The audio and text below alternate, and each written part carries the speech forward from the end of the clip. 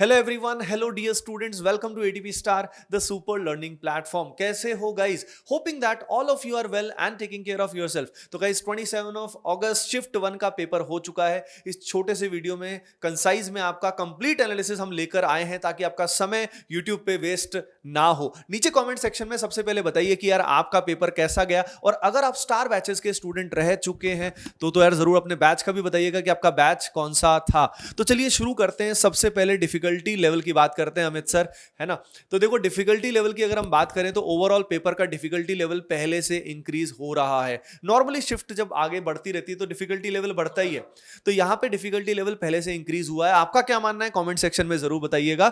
बाकी overall level paper का moderate to difficult level था, यानी कई स्टूडेंट्स को डिफिकल्ट लगा, कईयों को मॉडरेट लगा। अब जिसकी तैयारी भोकाली है, जबरदस्त है, उसको तो सारा आसान ही लगता है जिंदगी में, तो उसके लिए जिंदगी आसान है, तो वो अलग केस है। ओके, अब हम इंडिविजुअली अगर बात करें तो मैथमेटिक्स हमेशा की तरह ही, जैसे कि क्या रहता है सर मैथमेटिक्स में, जान निकाल रखी है बिल्कुल मैथ्स में कैलकुलेटिव, ट्रिकी, लेंदी सारी चीजें रहती हैं। और उसके अलावा केमिस्ट्री और फिजिक्स में भी अच्छे क्वेश्चन पूछे गए हैं।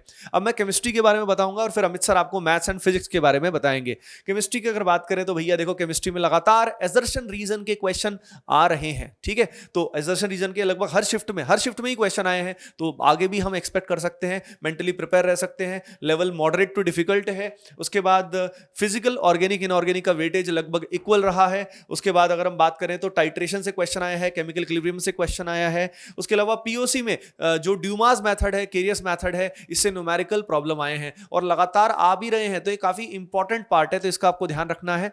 एंड अब आगे बढ़ने से पहले एक इंपॉर्टेंट अनाउंसमेंट आपके लिए है। जैसे कि आप ऊपर देख पा रहे हो कि आप में से बहुत सारे स्टूडेंट्स हैं जिनको 1 मंथ का एक एडवांस्ड क्रैश कोर्स चाहिए था, जिसमें बहुत बढ़िया से आपको रिवीजन और एडवांस्ड के की कंसेप्ट आपको रिवाइज कराए जाए, ठीक है, और अच्छे क्वेश्चंस कराए जाए, मटेरियल भी आपको बढ़िया मिले। तो ये सारी चीजें वन स्टॉप सॉल्यूशन आपके लिए आरसीसी 3.0 बैच आ रहा है, और 30th ऑफ अगस्त को 2 बजे डिस्क्रिप्शन में लिंक दिया हुआ है, वहां पे आप एनरोल कर सकते हैं। फी हमने काफी अफोर्डेबल रखी है, जो पहले 100 स्टूडेंट्स हैं उनके लिए, ठीक है ना। तो चलिए अमित सर अब आगे बताइए आप।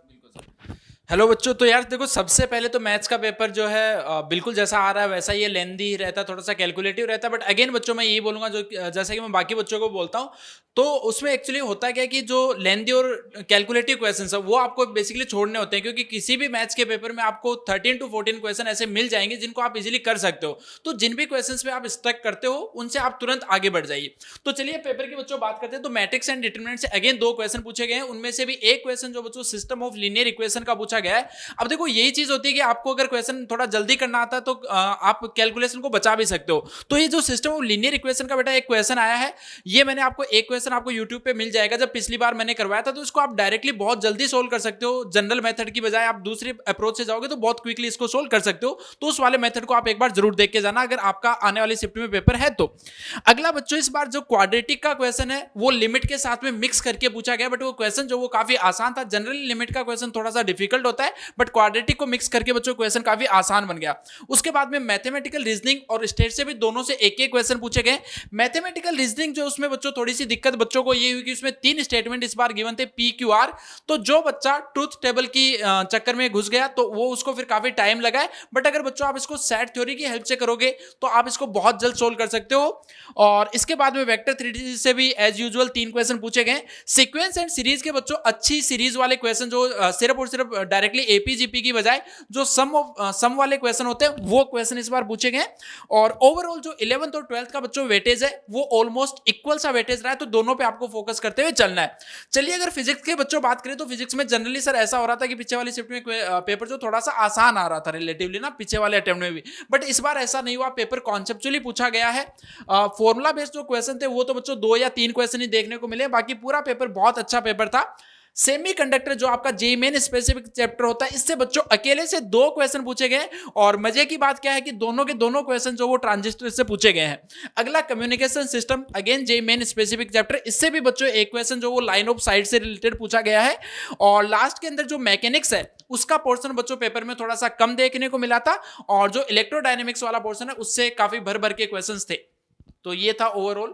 सही है sir, thank you so much. आपने पूरा मतलब बता दिया बच्चों को इतना स्पीड में, ताकि आपका टाइम वेस्ट ना हो। तो भाई जल्दी से ना सर के लिए और एटीपी स्टार टीम के लिए और खुद के लिए लाइक जरूर कर देना, ठीक है? और बाकी कमेंट्स में जरूर बता दीजिएगा कि आपका पेपर कैसा हुआ। ओके गाइस, चलिए फिर मिलते हैं नेक्स्ट वीडियो में। Bye bye, take care and love you all.